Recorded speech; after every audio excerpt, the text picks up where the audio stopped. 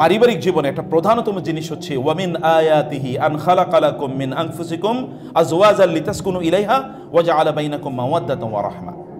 মানে পারিবারিক জীবনের অন্যতম প্রধান একটা দিক হলো এখানে পরস্পর শান্তি এবং সুখ এখানে পাওয়া যায়। শান্তি অন্য কোনো কথা কোথায় না, ভাইয়েরা বলছি, বোনেরা বলছি, অন্য কোথাও শান্তি খুঁজে লাভ নেই। আল্লাহ বলছেন পরিবারের জীবনে বিল্ট ইন তিনি শান্তি তৈরি করে দিয়েছেন। এবং যেমন পুরুষরা সারাদিন কাজ করার পর তারা বাসায় ফিরে যেমন শান্তির খোঁজে, মায়েরা সারাদিন, বোনেরা আপনার স্ত্রীরা সারাদিন কাজ করার পর স্বামী ফিরে আসবেন, এইটাতে তিনি শান্তি খুঁজবেন, আমার স্বামী ফিরে আসলে আমি শান্তি পাবো। অর্থাৎ পরস্পরের জন্য শান্তিদায়ক হবে। এটা কিন্তু আল্লাহ তাআলার কথা, আল্লাহর নির্দেশ, এবং এটা বিল্ট ইন কিন্তু আমাদের মাঝে।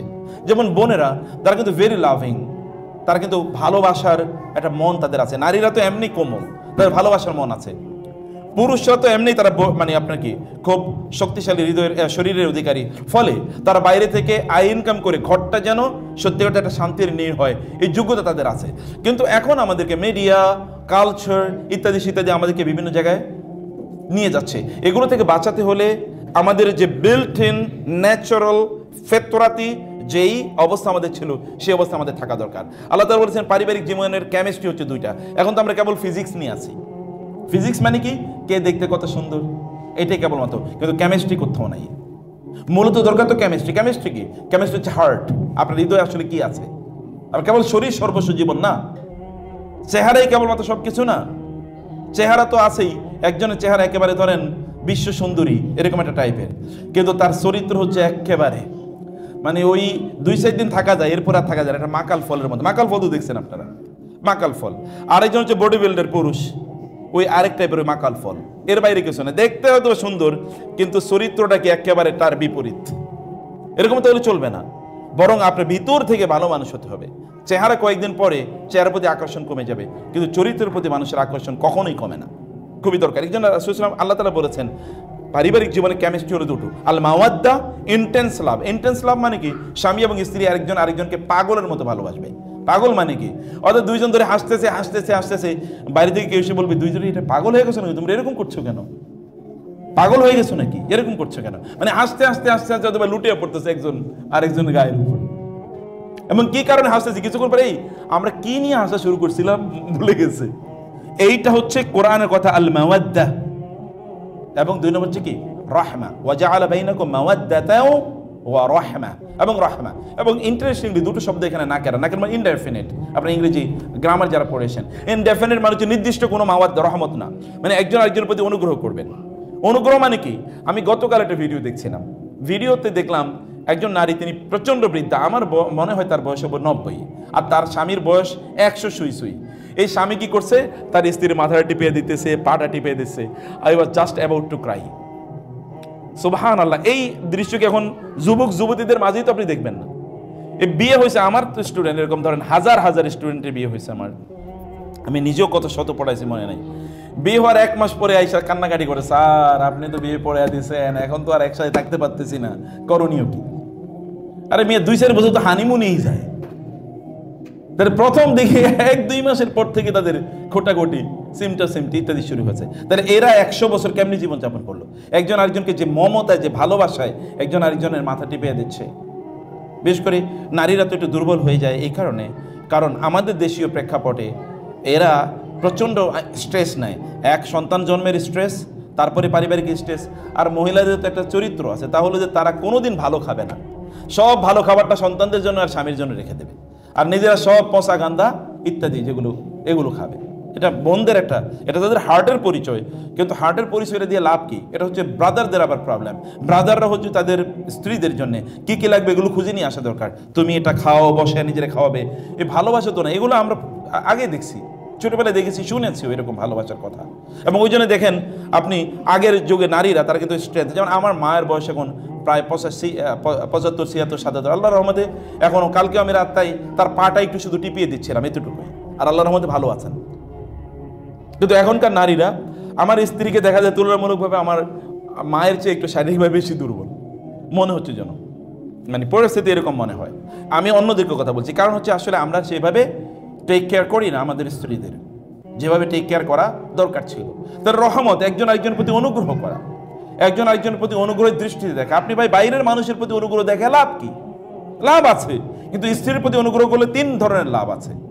একটা হলো তিনি আপনার স্ত্রী, আত্মীয়তার সম্পর্ক, আবার আপনার দায়িত্ব আছে একজন মুসলিমার প্রতি, এরপরে আরো কত কিছু আছে। তিনি তো আপনার প্রতিবেশী, সবচেয়ে বড় প্রতিবেশী তিনি।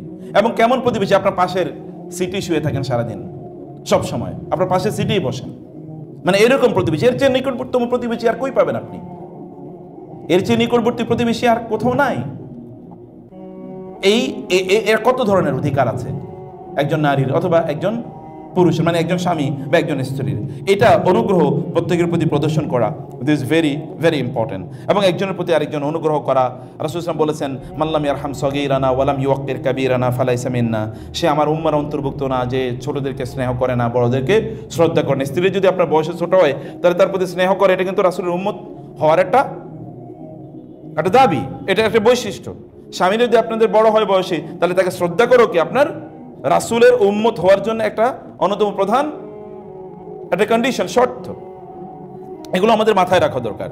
আমি আপনাদেরকে বলবো, বোনেরা বাজারে যাবেন, সুন্দর সুন্দর বই আছে, বিলিভ মি। আমাদের আজকে 2টা বই আছে এখানে। এটা হচ্ছে মায়েরা, আসলে সোনালী যুগের এই যে বড় বড় মানে ইসলামিক স্কলার যাদের কথা বললাম, তাদের মায়েরা কিভাবে তাদের সন্তানদেরকে লালন পালন করেছেন তার উপর একটা বই। আর একটা হলো গোটা জীবন জুড়ে নাসিহা দরকার আমাদের, কোন পদ্ধতিতে আমাদের জীবনটা পরিচালনা করবো। দুটো বই আপনারা নিয়ে যাবেন, এটা মাস্ট রিড। বাসায় বসে পড়বেন, বাচ্চাদেরকে নিয়ে পড়বেন, পড়াবেন, এবং অন্যদেরকে আপনারা গিফট করবেন, আত্মীয় স্বজনদেরকে, বোনদেরকে গিফট করবেন, বান্ধবীদেরকে গিফট করবেন। অন্য কিছু গিফট করছেন, হাদিয়া, বই, মানে অন্য কিছু যেটা আপনারা ঈদের সময় দিতেন, আমাকে বই, 1-2টা বই তাদেরকে দেন, কালচার তৈরি হোক। আমি আমার জীবনে দেখেছি বাংলাদেশের একজন বড় ইসলামী ব্যাংকের প্রতিষ্ঠাতা সহ ইসলামিক ইউনিভার্সিটিগুলোর প্রতিষ্ঠাতার মধ্যে একজন, এত বড় স্কলার বাংলাদেশে খুব কম এসে আমাকে বলতে, চাচা আমি প্রতি মাসে 30-40 হাজার টাকার বই গিফট করি। আমি বললাম সুবহানাল্লাহ, সাদাকায়ে জারিয়ার কি বিশাল বড় কাজ। বান্ধবীদেরকে বই গিফট করেন, তাদেরকে বলেন কিভাবে তারা ভালো মানুষ হবে, আর তারা ভালো মানুষ কিভাবে বানাবে, এটা তাদের মধ্যে তৈরি করা, ওদের মধ্যে সেলফ এস্টিম তৈরি করা, বাচ্চাদের মধ্যে সেলফ এস্টিম। এরপর আমাদের শারীরিক চাহিদা আছে, সেটা তো ভিন্ন বিষয়, সেটা তো, এবং এটাও কিন্তু আমাদের জন্য একটা সাদাকা, এটা ইবাদত, এটাও আপনার নফল নামাজ পড়ার মতো একটা জিনিস, এটাও সাদাকা করার মতো একটা জিনিস। আপনি যদি আলাদা কখনো না হন তাহলে আপনি ভাবতে পারবেন না, আপনার আত্মাকে আপনি জীবিত করতে পারবেন না। কারণ এই নগরের জীবন, আমরা তো এমন একটা সময় বসবাস করছি, we are engaged every second or every split second. এমন কোনো মুহূর্ত নাই যে মুহূর্তে আমরা ব্যস্ত না। আমাদের হার্টকে অথবা আমাদের স্পিরিটকে, আমাদের আত্মাকে একটু শান্তি দেয়া, একটু প্রশান্তি দেয়া, একটু চিন্তা করা, এরকম কোনো ফুরসত আমাদের নাই। The power of silence, you should read this books, the power of silence. মান সাকাতা নাজা, যে চুপ থাকে সে বিজয়ী হয়। আর সুকুতু নাজাতুন, চুপ, একজন সাইলেন্স ইজ গোল্ডেন, নীরবতা হিরণ্ময়। নীরব থাকার সময় কই? আপনি you cannot keep yourself silent. আপনি এক মুহূর্ত আপনার নিজকে নীরব রাখতে পারেন না। আপনি যখন নীরব হন তখন হয় কি? আপনি যখন নীরবে থাকেন তখন ঘটে কি? আপনি দেখেন তো, মারিয়াম আলাইহিস সালাতু ওয়াস সালামের গল্প আল্লাহ সুবহানাহু ওয়া তাআলা সূরা তোহাতে বলেছেন, সূরা মারিয়ামে বলেছেন, এবং বলেছেন সূরা আলে ইমরানে। সূরা আলে ইমরানে আপনি দেখুন, মারিয়াম আলাইহিস সালামের মা বললেন, তার গর্ভে যখন সন্তান এসেছে, তিনি বললেন, আম্মি ইন্নী নাযারতু লাকা মা ফি বাতনি মুহাররারান ফাতাকাব্বাল মিন্নি। আল্লাহ, আমার পেটে যে সন্তান আসছে তাকে আপনার জন্য আমি উন্মুক্তভাবে দান করে দিলাম, আপনার ঘরের সেবা করবে। যখন ফালাম্মা ওয়াদাআতহা উনসা ক্বালা রাব্বি ইন্নী ওয়াদাআতুহা উনসা, যখন তার কন্যা সন্তান জন্ম নিল, তিনি বললেন, আল্লাহ, আমার তো মেয়ে হয়েছে। আর আল্লাহ তাআলা বললেন, তোমার রব তো জানে তোমার কন্যা হয়েছে নাকি তোমার ছেলে সন্তান হয়েছে, আল্লাহ জানেন। ওয়ালাইসা যাকারু কাল উনসা, এর কথা আমি বলে দিলাম, তিনি এমন একজন নারী, বহু পুরুষ তার সমান না। সাধারণত ইন জেনারেল সেন্স তিনি এরকম মর্যাদাবান একজন নারী তিনি হবেন, আল্লাহ সুবহানাহু ওয়া তাআলা জানালেন। আল্লাহ সুবহানাহু ওয়া তাআলা যেহেতু মারিয়াম আলাইহিস সালামের মা, তিনি সিদ্ধান্ত নিয়েছেন, ওয়া ইন্নী সাম্মাইতুহা মারইয়ামা ওয়া ইন্নী উইযুহা ওয়া যুররিয়াতাহা মিনাশ শাইতানির রাজিম ফাতাকাব্বালাহা রাব্বুহা বিকবুলিন হাসানিন ওয়া আনবাতাহা নাবাতান হাসানা। আল্লাহ সুবহানাহু ওয়া তাআলা বললেন, মারিয়ামকে এবার আল্লাহ তাআলা গ্রহণ করে নেন, কারণ আল্লাহর জন্য মারিয়ামকে উৎসর্গ করা হলো। আল্লাহ তাআলা মারিয়ামকে গ্রহণ বিকাবুলিন হাসানিন। আল্লাহ সুবহানাহু ওয়া তাআলা তাকাব্বালা, এর সাথে তাকাব্বালা বিতাকাব্বুলিন হাসানিন হওয়ার কথা ছিল, কারণ তাকাব্বালা হচ্ছে বাবুত তাফাউল। এটা আপনি যারা আরবি গ্রামার বোঝেন আপনি জানেন, বাবুত তাফাউল মাফউল মুতলাক যখন আনা হয় তখন সাধারণত একই ফ্যামিলির মাফউল মানে মাসদার আনতে হয়, কিন্তু কাবুল কিন্তু এটা ফ্যামিলি নাম্বার 1, অর্থাৎ এটা কাবিলা ইয়াকবাদু, অর্থাৎ এটা হচ্ছে সামিয়া ইয়াসমাউ থেকে আনা হয়েছে। কিন্তু এটা কিন্তু আপনার মুজাররাদ থেকে আনা হয়েছে, এটা কিন্তু মাজিদ ফি থেকে আনা হয়নি। কেন তাকাব্বালাহা বিকাবুলিন হাসানিন এবং ওয়া আনবাতাহা, এটা হলো বাবুল ইফআল, কিন্তু নাবাতান কিন্তু বাবে ইফআল না, সেটা আবার বাব নাসারা ইয়ানসুর থেকে আনা হয়েছে, নাবাতা ইয়ানবুতু। কেন এটা আনা হলো? এই যে এক ফ্যামিলি থেকে তার মাসদার, মানে সাধারণত যদি আমরা বলি যেমন গ্রহণ করেছে ভালোভাবে, এটাকে বলা হয়, ধরেন আপনারা যারা ইংলিশ গ্রামার পড়েছেন, English grammar in order to give emphasis, কোথাও একটু জোর দেওয়ার জন্য একই শব্দ ব্যবহার করে, যেমন খাওয়ার মতো খেয়েছে। তো খেয়েছে বললেই হতো, খাওয়ার মতো যখন বলে তখন আপনি এমফেসিস দেন, একটু গুরুত্ব প্রদান করেন। এটাকে অ্যারাবিক ল্যাঙ্গুয়েজে বলা হয় মাফউল। সাধারণত আপনি খাওয়ার মতো খেয়েছে, খাওয়ার মতো খেয়েছে, খেয়েছে এর সাথে খাওয়ার মতো হয়। আপনি বলেন না যে খাওয়ানোর মতো খেয়েছে, খাওয়ানোর মতো আবার খেয়েছে কেমন হলো, মানে একটু ভিন্ন হয়ে গেল না? এরকম একটা ডিফারেন্ট টাইপের ওয়ার্ড আল্লাহ তাআলা তাকাব্বালাহা বিকাবুলিন হাসান ওয়া আমবাতাহা নাবাতান হাসানা এটা বলেছেন। মানে হচ্ছে মারিয়াম, তিনি আল্লাহ তাআলা যদিও তার দায়িত্ব গ্রহণ করেছেন, কিন্তু ন্যাচারালি মারিয়ামের মধ্যে এমন কিছু কোয়ালিটি আল্লাহ তাআলা তৈরি করে দিয়েছেন আগ থেকেই, যে মারিয়াম তিনি এমনিতে ন্যাচারালি তিনি গ্রো করেন। যেমন একজন কৃষক, তিনি যদি কোনো গাছ রোপণ করেন, তাহলে তিনি ওইখানে পানি দেবেন, ওয়াটারিং করবেন, সেখানে তিনি আপনার মানে সেখানে উইডিং আউট করবেন আগাছা যেন, অথবা মাটিগুলো একটু মানে ইয়ে করে দেবেন, সেগুলো একটু নেড়িয়ে দেবেন, আবার পানি দেবেন, সেখানে আগাছা দূর করে দেবেন, কীটনাশক দেবেন, বারবার যত্ন করবেন, চারদিকে বাউন্ডারি দেবেন, ফেন্সিং করবেন, যেন কোনো কিছু এসে এটাকে আক্রমণ না করে।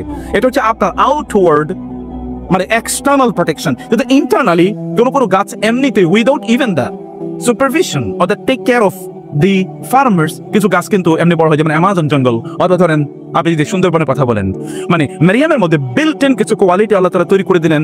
If she was not supervised, protected, supported, helped and assisted by others, she could grow up herself, কিন্তু তার নিজে নিজে কি তিনি গ্রো করতে পারেন। এইরকম একটি বিবরণ আল্লাহ সুবহানাহু ওয়া তাআলা দিয়ে বলেন, আমি তাকে দায়িত্ব দিলাম। ওয়াকাফালাহা জাকারিয়া, এবার তাকে পরিচর্যা করা, তার টেক কেয়ার করা, তার খাদ্য নিয়ে দেওয়া, তার সেবা শুশ্রূষা করা দায়িত্ব আমি দিলাম সেই যুগের নবী জাকারিয়া আলাইহিস সালাতু ওয়াস সালামকে। ঘটনা এখানে না, আমি বলছি ঘটনা এরপরে। মারিয়াম আলাইহিস সালাম তিনি একটা কোয়ার্টারে থাকেন, বাইতুল মুকাদ্দাসের একটা কোয়ার্টারে, একটা রুমে, নির্জনতা। সেখানে কুল্লামা দাখালা আলাইহা জাকারিয়া ফিল মিহরাব, যখনই জাকারিয়া তার কাছে ওই যে নির্জন জায়গা, একটা সলিটারি প্লেস, নির্জন যেখানে কোলাহল মুক্ত, এর মধ্যে মসজিদও তিনি হয়তো কোলাহলে আছেন, অথবা অন্যান্যদের সেবা শুশ্রূষা করতে গিয়ে তিনি কোলাহলে আছেন, যখন তিনি নীরবে আলাদা নির্জনে নিভৃতে তিনি থাকতেন, ওয়াজাদা ইনদাহা রিজকা, সেখানে মানে জাকারিয়া গিয়ে দেখতেন সেখানে ফল। বলতেন, ইয়া মারিয়াম আন্না লাকি হাযা, মারিয়াম কোত্থেকে ফল আসলো? ক্বালাত হিয়া মিন ইনদিহি ওয়া মিন ইনদিল্লাহ, আল্লাহর পক্ষ থেকে ফল এসেছে। মারিয়াম